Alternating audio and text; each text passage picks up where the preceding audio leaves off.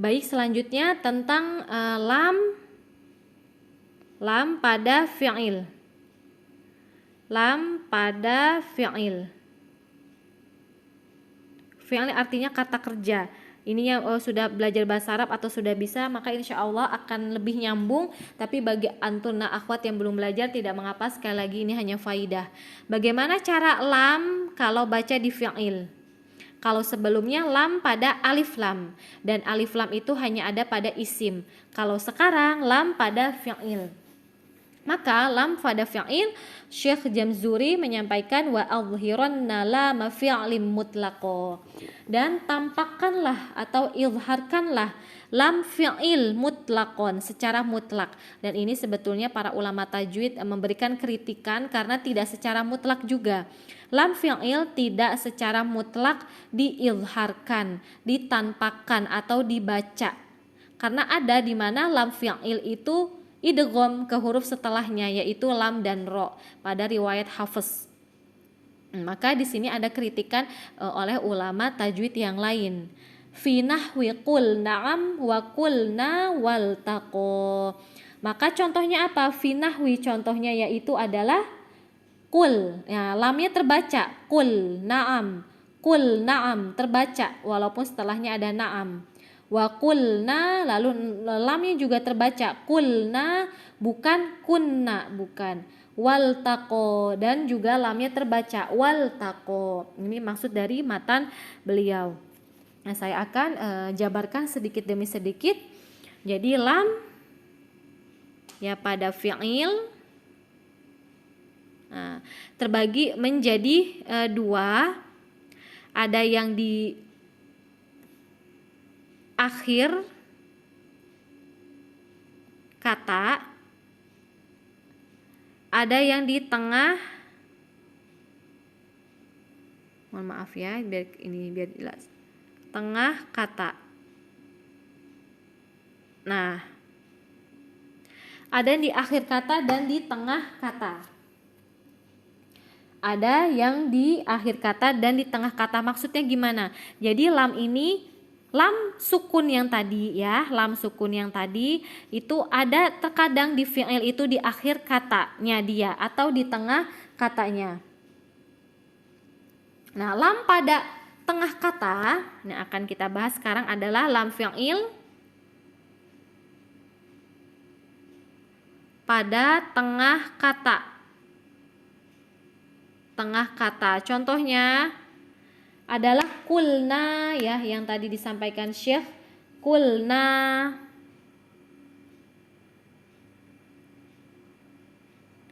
Kulna.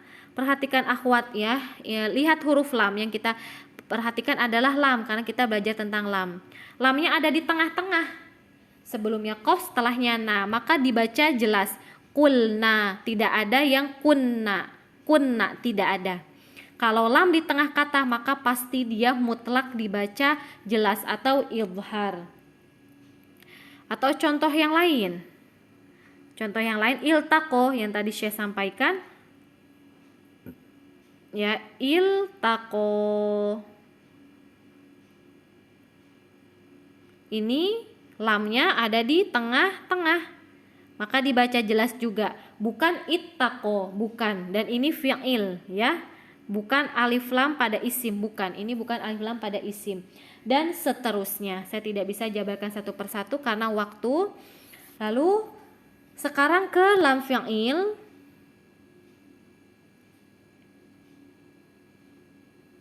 yang di ujung atau di akhir kata. Lam fi'il di akhir kata. Lam fi'il di akhir kata, jadi lamnya di akhir. Maka kalau lam fi'il pada akhir kata ini dia bisa dibaca idgham, jadi dia melebur ke huruf setelahnya, dan izhar dibaca jelas seperti yang tadi, lam pada tengah kata. Sekarang kita ke idgham. Bagaimana lam fi'il yang idgham? Kalau setelahnya adalah huruf lam dan huruf ro. Contohnya wa qul rabbi.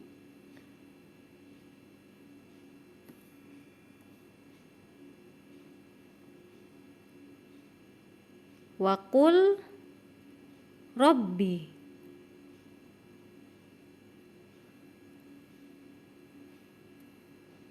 Ini tasydid ya akhwat. Nah, perhatikan ya lam ini. Lam dia di akhir kata. Waqul ini kata. Nah, Robbi ini kata berbeda. Jadi ini ada dua kata yang beda. Waqul. Nah, di sini lamnya berada di akhir kata. Kalau setelahnya ini adalah huruf ro, maka dia idgham atau melebur.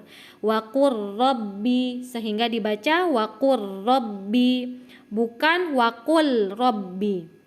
Dan alhamdulillah tanda di mushaf kita sudah ada jelas tandanya, yaitu ro-nya ada tasydid. Maka kita sudah paham, sudah tahu, dan ini sudah dimudahkan oleh ulama tajwid. Waqur Rabbi, kalau zaman dahulu nggak ada ya tanda-tanda tasydid, harokat itu nggak ada, titik juga nggak ada. Pada qaf ya ini nggak ada titik dulu zaman dahulu.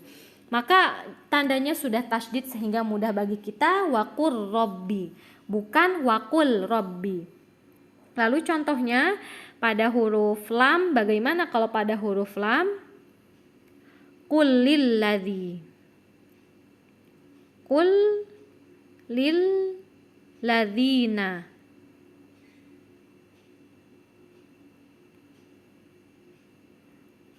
Lilladzina. Lamnya ada di akhir kata. Nah, akhir kata, lalu setelahnya huruf lam, maka di sini jadi melebur si lam pertamanya, jadi ke lam kedua. Ya, qul lil ladzina, qul lil, sehingga tandanya tasydid. Jadi ulama tasydid sudah menaruh tanda di sini tasydid. Jadi bacanya qul lil ladzina. Qul lil ladzina. Ya, maka ini namanya idgham, melebur atau masuk ke huruf setelahnya.